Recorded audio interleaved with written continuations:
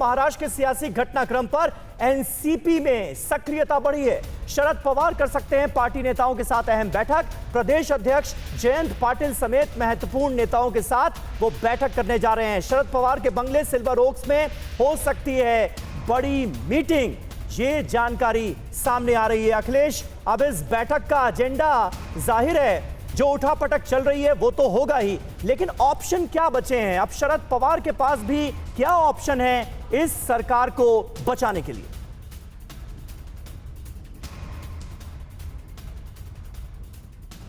शरद पवार जी के पास अभी एक ही ऑप्शन बचता है कि जो शिंदे गुट में विधायक गए हैं उन्हें कैसे भी अपने तरफ किया जाए, और जब तक 15 से 20 विधायक वहां से फूटते नहीं हैं तब तक इनकी संख्या बल नहीं बनती है। और यही बात है कि शरद पवार हो, चाहे उद्धव ठाकरे हो, चाहे संजय राउत हो, ये इसी बात पे जोर दे रहे थे कि पहले आपको अगर कोई बात करनी है तो आप सामने आइए, हमारे सामने प्रस्ताव रखिए, फिर हम सोचेंगे। तो इन्हें ये लगता था, कॉन्फिडेंस था कि अगर वो एक बार मुंबई आ जाते हैं तो हमारे फेवर में आ जाएंगे, फूट जाएंगे, हमारी सरकार बच जाएगी। लेकिन 7 दिनों में ऐसा हुआ नहीं।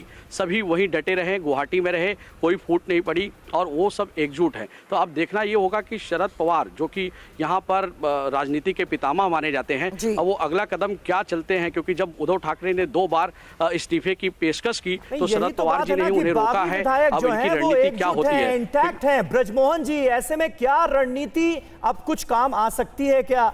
इन तमाम मीटिंग से कुछ हासिल वसूल निकल सकता है क्या? क्योंकि नंबर गेम तो पूरी तरह से एकनाथ शिंदे के साथ है।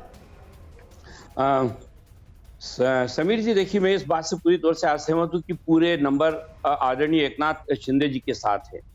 ये राजनीति का एक मूलभूत सिद्धांत है कि जिसके पास बहुमत होता है वो छुप के नहीं बैठता, वो सामने आता है और 1200-1500 किलोमीटर दूर बैठकर वो कार्रवाई नहीं करता है। तो ये बिल्कुल स्पष्ट है कि उनके पास बहुमत नहीं है।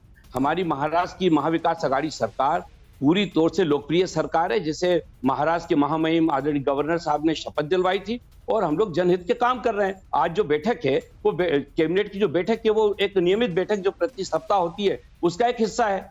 तो मैं सोचता हूँ कि इसमें कहीं किसी प्रकार की कोई सरकार के मामले में कोई चिंता नहीं है। लगता है कि मौजूदा सूरत-ए-हाल को देखते हुए नियमित बैठक करने का वक्त है?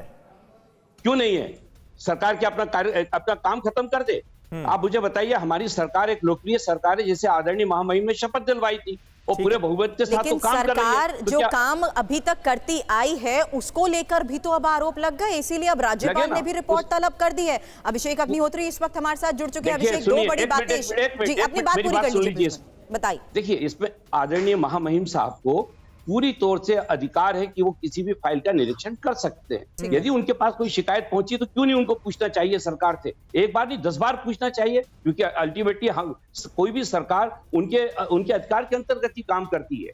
अब उसमें लिखा रहता है आदेश में कि महामहिम के आदेशानुसार उनसे स्वीकृत, तो उनकी जिम्मेदारी है, वो पूछ रहे हैं, हम जवाब दे रहे हैं, उसमें क्या गलत है?